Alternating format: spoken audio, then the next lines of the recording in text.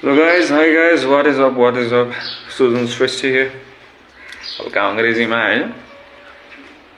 यसो मलाई एउटा थट आयो क्या के भन्दाखेरि मान्छेमा इगो धेरै हुँदो रहेछ कि हुन्छ नि धेरै प्रकारको इगो हुन्छ हैन एउटा मात्रै हुँदैन अब कतिले अब म काम गर्छु तैँले के गर्छस् व्हाट डु यु डु के गर्छस् पैसा कमाउँछस् साली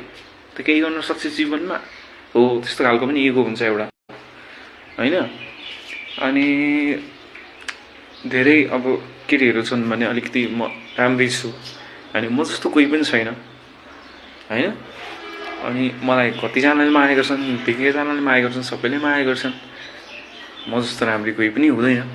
म जस्तो राम्री कोही पनि छैन भन्ने पनि हुन्छ अनि कतिजना ओभर कन्फिडेन्ट पनि हुन्छन् अनि त्यो ओभर कन्फिडेन्ट वाला इगो पनि हुन्छ मान्छेसँग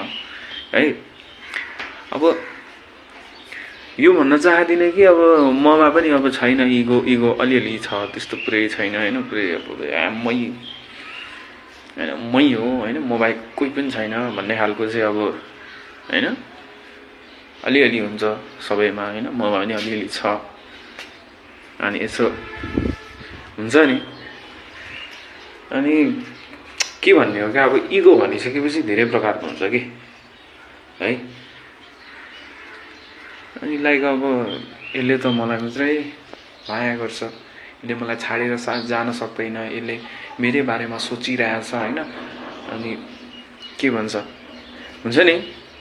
त्यो पनि एउटा हो क्या त्यो अलिकति सबकन्सियस इगो भन्छ त्यसलाई हैन हो त्यो हो क्या त्यो अब हैन कन्सियस त अब खासै हुन्छ कि हुँदैन पनि थाहा छैन हैन त्यो अलिकति हुन्छ नि त्यसमा पनि इगो लिन्छन् क्या मान्छेले यसले त मलाई बाहेक कसैलाई पनि माया गर्दैन कसैलाई पनि हेर्दैन हैन म बाहेक कसैसँग माया गर्न सक्दैन म बोलौँ नबोलौँ हैन केही मतलब छैन हैन म नबोले पनि यसले मलाई नै पिछा गरिराख्छ भन्ने खालको पनि हुन्छ क्या फेरि त्यस्तो खालको पनि त्यो पनि अलिकति इगो नै हुन्छ क्या त्यसलाई पनि खासमा मलाई चाहिँ त्यस्तो लाग्छ हैन अब कतिलाई के लाग्छ जेसुकै लागोस् हैन I don't give a damn है तर मलाई चाहिँ त्यस्तो लाग्छ जे होस् एउटा थट हो हैन अनि यति नै भन्न चाहे मैले इगोको बारेमा है त पिस